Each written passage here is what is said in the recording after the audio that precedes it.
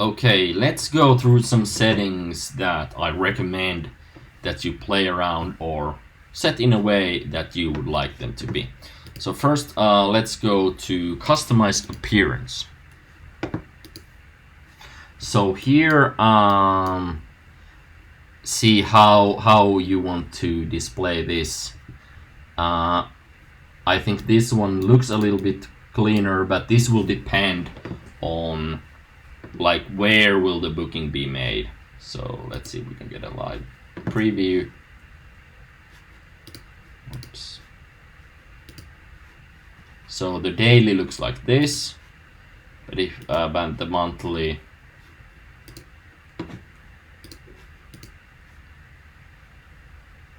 looks exactly the same. What's going on? Monthly.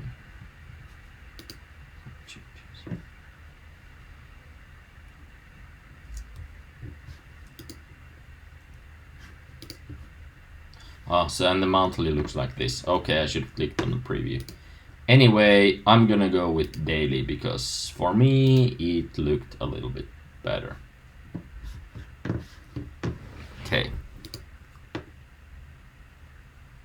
Now we can add scheduling instructions. So this will be any text that will be visible here.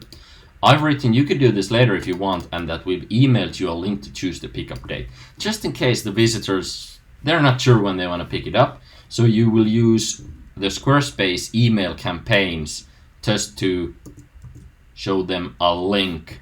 So create a new campaign, email automation campaign, and when they purchase any product that needs the scheduling, you will send the link from the scheduling page link. So just send the direct link with the specific appointment type via Squarespace, marketing, email, campaign, automations. Great. Back to customize appearance. So because the automation will send them the link,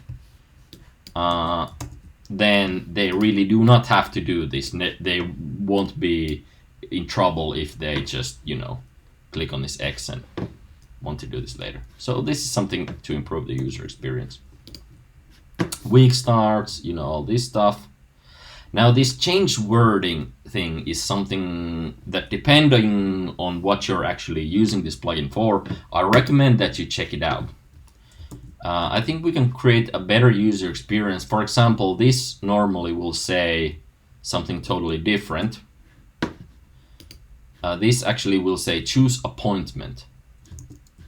But I think choose appointment when you're doing a pickup, I think it's better to say when will you pick your order up or something like that.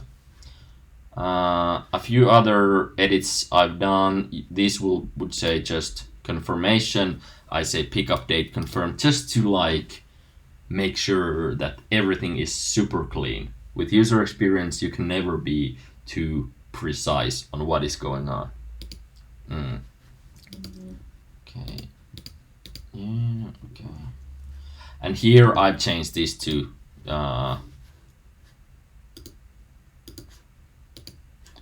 instead of complete appointment, I just said confirm pickup day. So you want to play around with this unless you have multiple different, because I think this will be for all appointment types. So these, whatever you change, should work for all of them. But I really suggest you check this out just to make everything super smooth.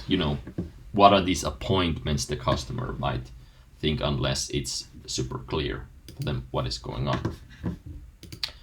Okay, availability is something you definitely want to adjust.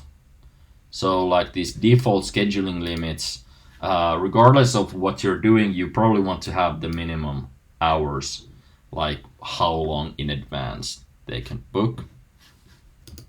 Okay, great. Scheduling page options.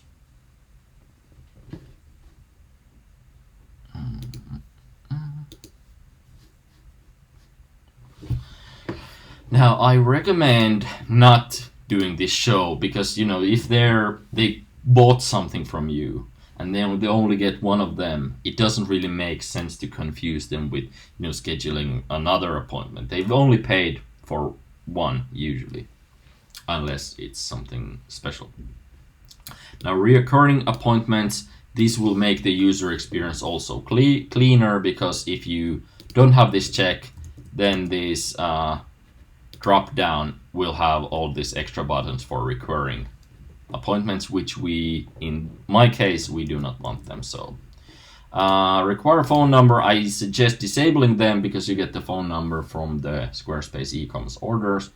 I've also disabled client login and registration, but this will depend on what you're doing. I've also hidden the duration, because in this picking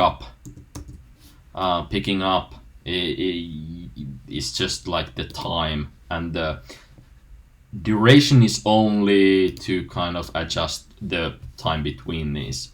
It's not, the client won't be picking up for like 30 minutes, but this will depend on what you're selling. I've also hidden the QR code on confirmation page, because it doesn't make sense on this case, but again, depending on what you're doing. Now, if you're on a powerhouse plan, depending on what you want to do with this, if you don't want to gather the duplicate names and the phone numbers, and you're on a powerhouse plan, you can use custom CSS styling to hide this, and then I think we will have kind of the perfect experience. This is, it won't cause much trouble, but it's gonna be a little bit cleaner if you do so. So these are the few things I would check out on the scheduling settings.